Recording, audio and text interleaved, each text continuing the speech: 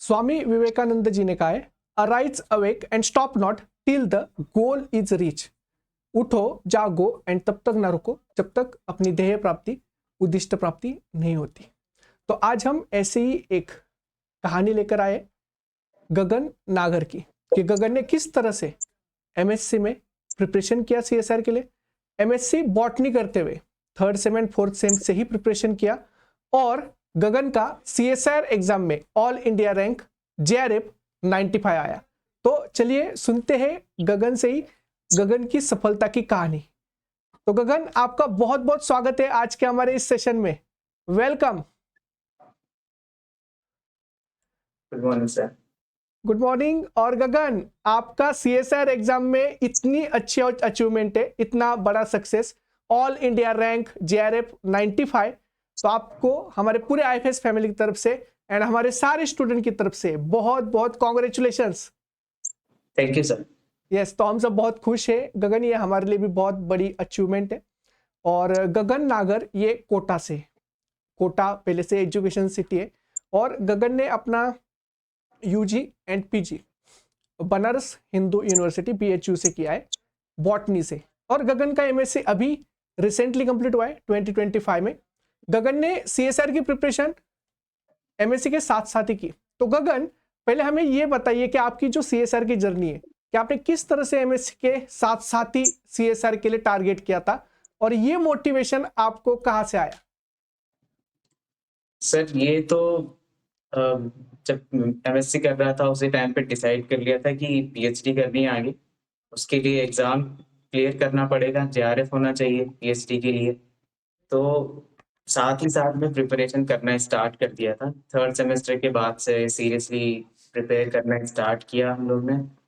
और फिर आईएफएस के वीडियोस यूट्यूब पे देखते थे, जेआरएफ एक्सप्रेस, और पीवाईक्यू के लिए आईएफएस की बुक से हमने पीवाईक्यू सॉल्व किए।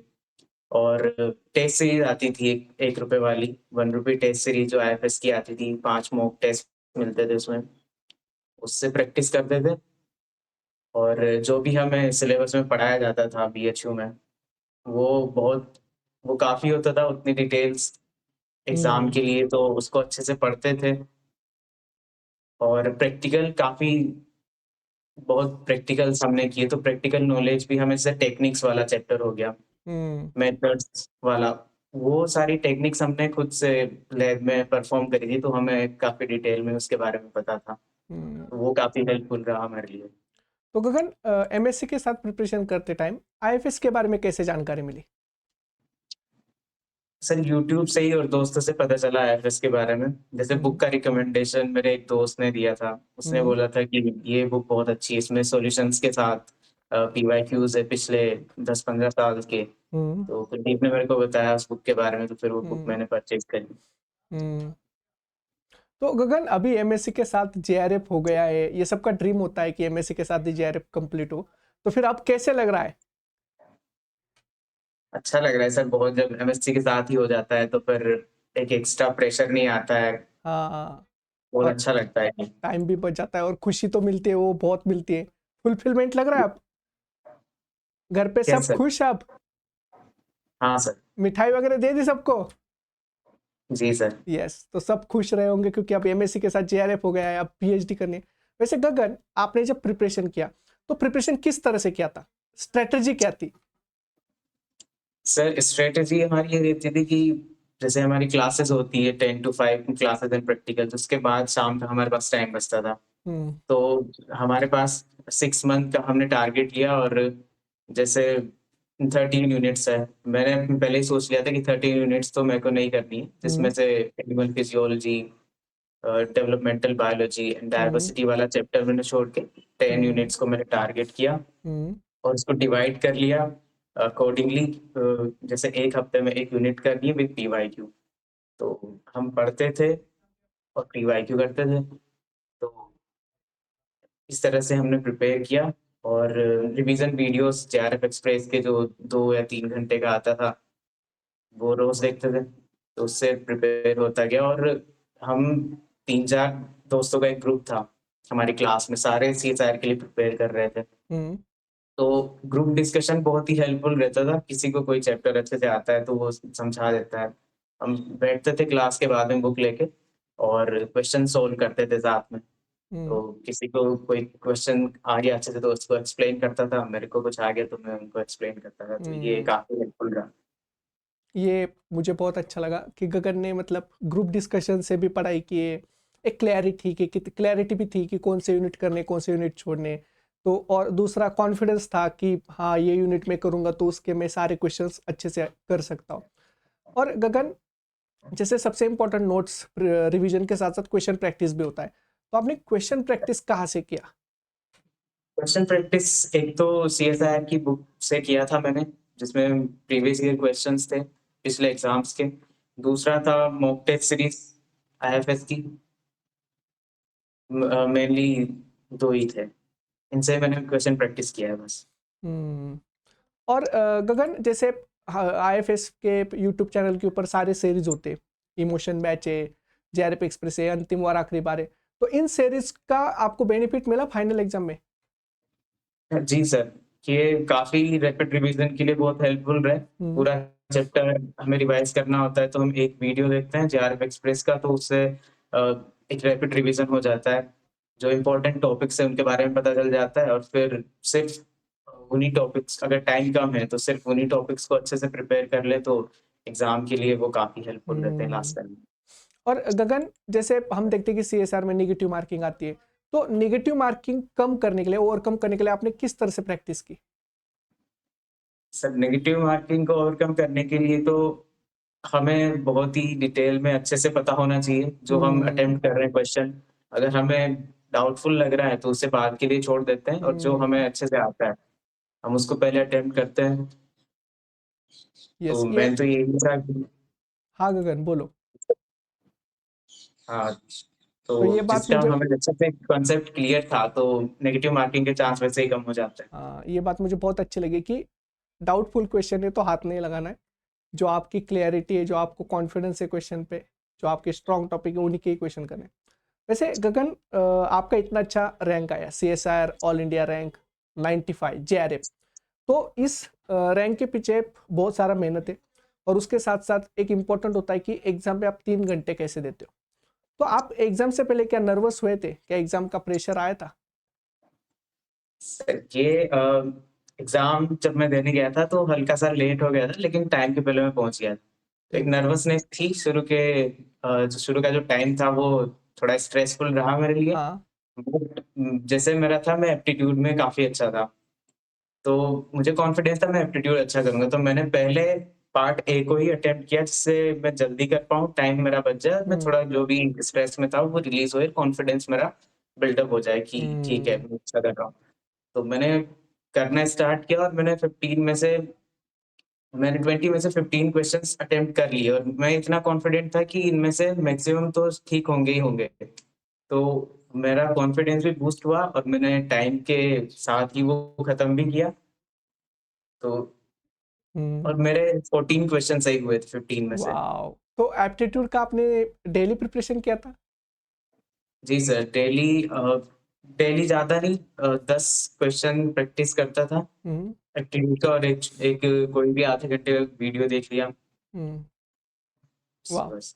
तो ये बहुत अच्छी स्ट्रेटजी है कि डेली आप 10 क्वेश्चन प्रैक्टिस कर रहे हो या half an hour 30 to 40 minutes में एप्टीट्यूड को देते हैं तो इतना अच्छा रिजल्ट आता है। 15 में से 14 क्वेश्चन, वाह। और गगन जैसे आपका इतना अच्छा रिजल्ट आया तो आपका सिलेक्शन ऑफ द क्वेश्चन बहुत अच्छा है, तो ये सिलेक्शन ऑफ द क्वेश्चन की कौन से क्वेश्चन करने कौन से छोड़ने, इसकी प्रैक्टिस कैसे की थी? सर ये प्रैक्टिस जैसे पार्ट बी में हमें 50 में से 35 अटेम्प्ट करना है, हाँ। पार्ट सी में हमें 75 में से 25 अटेम्प्ट करना है। तो मैं ये श्योर था कि मुझे अटेम्प्ट कितने नहीं करने हैं। तो जैसे मैं जैसे एक होता है प्रेशर, अगर हमें कोई क्वेश्चन नहीं आया तो हमारे दिमाग में मेंटल प्रेशर बन जाता है कि अ, अब मुझे ये क्वेश्चन नहीं आया तो क्या होगा? फिर आगे बढ़ते हैं, अगला भी नहीं आया तो एक टेंशन होने लग जाती। तो मैं पहले से प्रिपेयर्ड था कि मेरे को 75 में से 50 क्वेश्चंस छोड़ने हैं।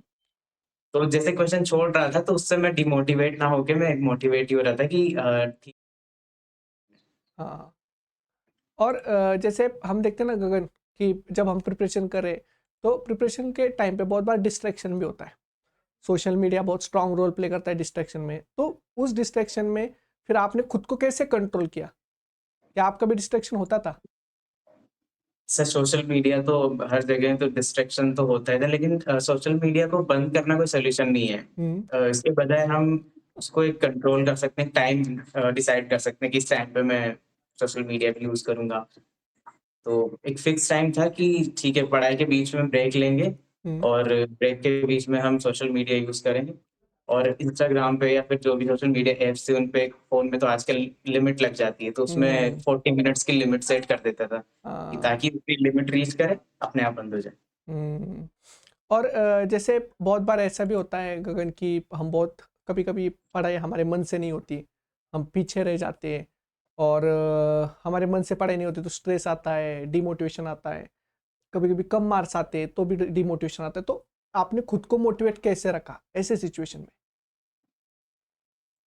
बहुत सी बार होता है सर कि जैसे पिछले एग्जाम था उसमें मार्क्स थोड़े कम आए थे, तो मैं ऐसे नहीं पढ़ता हूँ स्ट्रेस लेके कि ठीक है इतना घंटे मेरे को पढ़ना ही है। मैं पढ़ता था कि जब मेरा मन कर रहा है पढ़ने, अच्छे से पढ़ने का, ऑब्वियसली एक शेड्यूल मेरा डिसाइडेड था, उसको मैं फॉलो करता था। बट कभी होता है कि मन नहीं कर रहा है पढ़ने का, तो उस दिन ब्रेक ले लेता था। हाँ। जब पढ़ता था तो अच्छे से पढ़ता था, तो वो एक चीज होती है कि दिमाग उसको अच्छे से ग्रैस्प कर पाता है। और बीच बीच में रिवाइज करते रहो जो पुरानी चीजें हैं, तो ताकि भूल ना जाए पुराने कॉन्सेप्ट्स को। तो क्वेश्चंस के थ्रू एक कंटिन्यूअस रिवीजन की स्टेट में मैं बना रहता था, रैंडमली क्वेश्चंस करते थे। सही है। और जैसे गगन जब भी हम प्रिपेयर करते हैं तो नोट्स, क्वेश्चन, बार बार रिवीजन, और रिवीजन से रिजल्ट आता है। आपने फाइनल रिवीजन्स कैसे किए थे? सर फाइनल रिवीजन का एक ही दो ही तरीके थे, एक तो जेआरएफ एक्सप्रेस के वीडियोस देखना, रैपिड रिवीजन हो जाता था। दूसरा क्वेश्चन प्रैक्टिस कर लेना, ये रिवीजन का तरीका था। और गगन अभी दिसंबर का एग्जाम भी पास में आ रहा है, हमारे सारे स्टूडेंट प्रिपरेशन करें, तो उनके लिए ऐसे क्या स्ट्रेटजीज होते, टिप्स होंगे जो आप देना चाहोगे कि जिससे उनका भी आपकी तरह इतना अच्छा रिजल्ट आए? सर 30 यूनिट्स है, मुझे लगता है कि जैसे मैंने 10 यूनिट्स को टारगेट करके अच्छे से पढ़ाई करी, तो अगर हम पूरा तैयार ना करके वो सिर्फ जो हमारी स्ट्रॉन्ग यूनिट्स हैं 10 यूनिट्स उनको अच्छे से प्रिपेयर कर ले, तो एग्जाम में जब हमें क्वेश्चन छोड़ना होता है ना, एक वो पॉइंट आता है कि ये क्वेश्चन नहीं बन रहा है, तो अगर हमने वो पढ़ा ही नहीं होगा, हम उसको छोड़ने में बहुत आसानी होगी, हम क्वेश्चन सिलेक्शन हमारा बहुत ही प्रिसाइज हो जाएगा। तो इससे हम डिस्ट्रैक्ट होने से बचेंगे, डिमोटिवेट नहीं होंगे, और हम जितने क्वेश्चन हमें करने हैं हम उतने कर पाएंगे, टाइम भी बचेगा हमारा इस। यस, तो ये बहुत अच्छी स्ट्रेटजी है। और गगन अब इतना अच्छा रिजल्ट आया है, ऑल इंडिया रैंक 95, जेआरएफ आ गई है, तो future goal? Sir future goal mainly बचपन से ही था साइंटिस्ट बनने का, और अब जब पीएचडी करनी है तो किसी अच्छे इंस्टीट्यूट से करनी है, इंडिया से करनी है। और बहुत सारे सीएसआईआर लैब्स हैं, आईसर्स हैं, सेंट्रल यूनिवर्सिटीज हैं, तो फॉर्म्स आएंगे, उनको अप्लाई करेंगे, इंटरव्यू के लिए प्रिपेयर कर रहे हैं। और इसके बाद फॉरेन से पोस्ट डॉक करने का भी एक ड्रीम था। वाह। तो तो बस गगन ड्रीम है। हमारे पूरे आईएफएस फैमिली की तरफ से, सभी स्टूडेंट की तरफ से आपको आपके फ्यूचर गोल्स के लिए ऑल द बेस्ट। हाँ, और थैंक यू। पीएचडी भी जल्दी हो जाएगी और आप पोस्ट डॉक भी जल्दी करोगे। और आपका इतना अच्छा रिजल्ट आया, आपके इस अचीवमेंट के लिए, ये बिग अचीवमेंट है हमारे लिए भी। तो हमारे पूरे आईएफएस फैमिली की तरफ से, हमारे सारे स्टूडेंट की तरफ से बहुत बहुत congratulations, and wish you all the best for your future journey. And thank you so much, आपने इतने अच्छे स्ट्रेटेजीज बताए, इतने अच्छे पॉइंट्स बताइए, हमारे सारे स्टूडेंट को बहुत हेल्पफुल रहेंगे। तो सभी स्टूडेंट, आपको ये सेशन कैसे लगा जरूर बताना, और आपके जो भी डाउट्स होंगे आप कमेंट बॉक्स में जरूर पोस्ट कीजिएगा। So thank you all, thank you Gagan. Thank you sir.